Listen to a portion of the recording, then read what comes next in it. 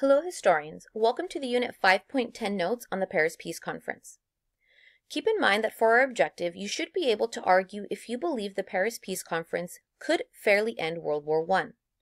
You'll show your mastery of this objective by using the college level format to fully write an introduction paragraph and outline two pieces of cited and analyzed evidence for your Body 1 and Body 2 paragraphs.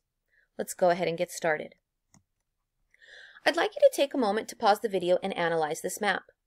While you're analyzing this map, I'd like you to notice which countries are on the Central Powers Alliance, which countries are on the Allied Powers Alliance, and which countries have chosen to be neutral. Keep in mind that even though this map only is showing us the European countries involved in World War I, World War I was a global war, and therefore there were countries in North America, South America, Africa, and Asia that were also on one of these alliance systems. I'd also like you to notice the two red lines running down Europe.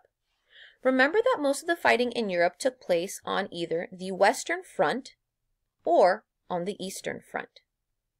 If you'd like some more time to analyze this map, feel free to pause the video, and when you're ready, you can go ahead and hit play again.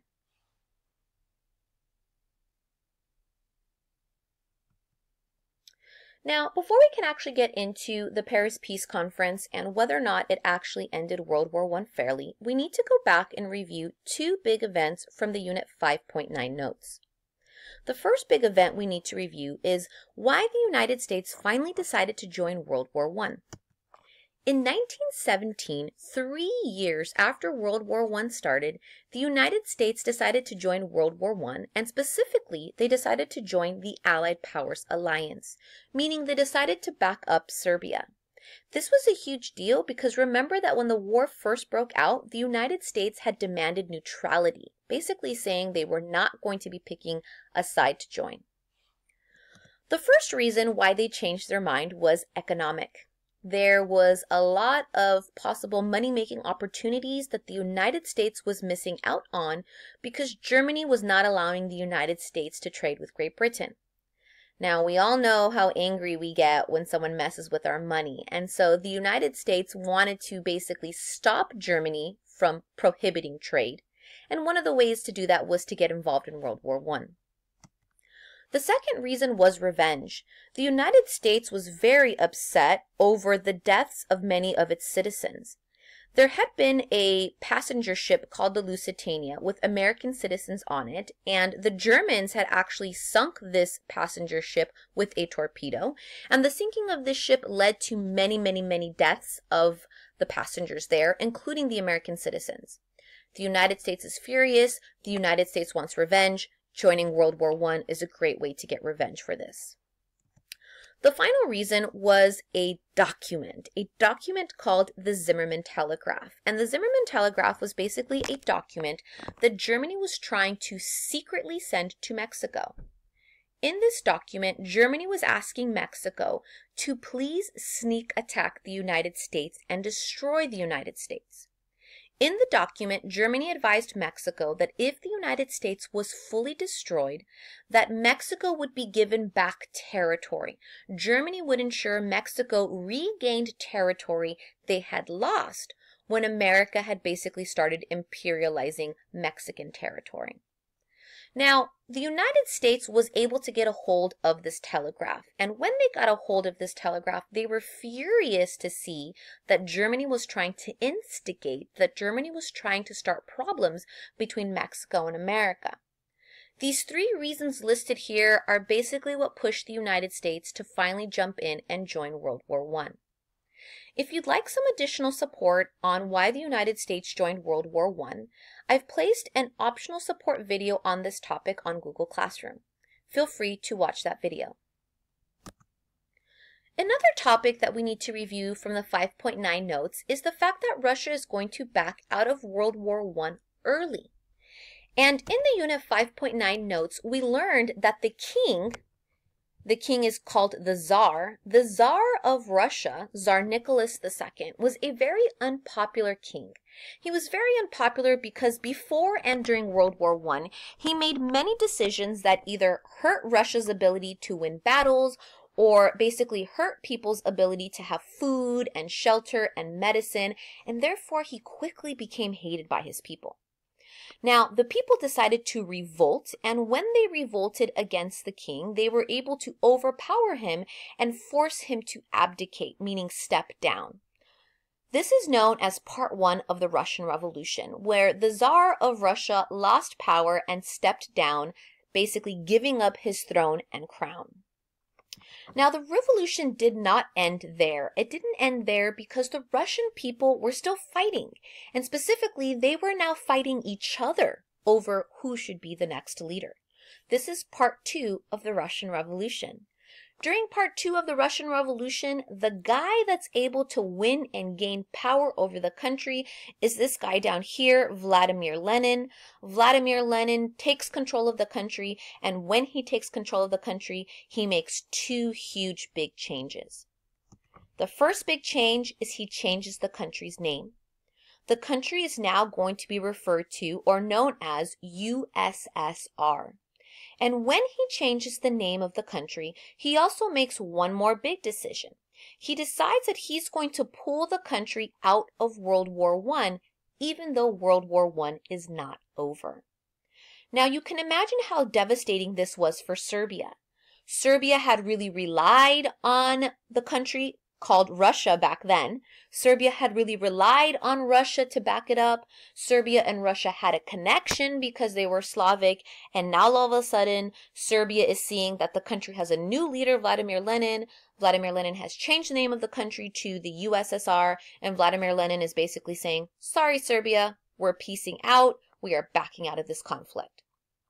If you need some additional support on why the USSR backed out of World War I, feel free to go ahead and watch that support video on Google Classroom. You can also refer back to Unit 5.9 notes where you did take some information down on why this happened. Now, if we take a look at this next slide, we can see that this is going to basically outline for us why the Central Powers countries, why Germany, Austria-Hungary, Bulgaria, and the Ottoman Empire are ultimately going to fall apart. Now, we already know that the USSR has backed out of World War I because Vladimir Lenin has made that decision. Immediately after, when the United States joins the Allied powers, with American troop support, we're going to see that the Allied powers is going to be able to quickly take out Bulgaria and quickly take out the Ottoman Empire. The loss of these 2 Allied powers is a blow for Germany and Austria. Germany and Austria-Hungary are pretty much left alone now to fight this war against the Allied powers alliance. Now, Austria-Hungary started to not do very good during the war. They started losing a lot of the battles. The soldiers started to feel like it was hopeless. The people started to feel frustrated. And when the people feel frustrated, they usually blame their leader.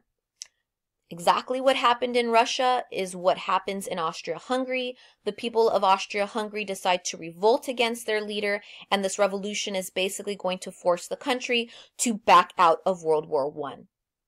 Now that Austria-Hungary has backed out of World War I, the only Central Power Alliance country left is Germany. Germany is not going to do very good during this part of the war. Remember that for Germany, they're being attacked on a 2-front side. They're being attacked here on the Eastern Front, and they're being attacked here on the Western Front.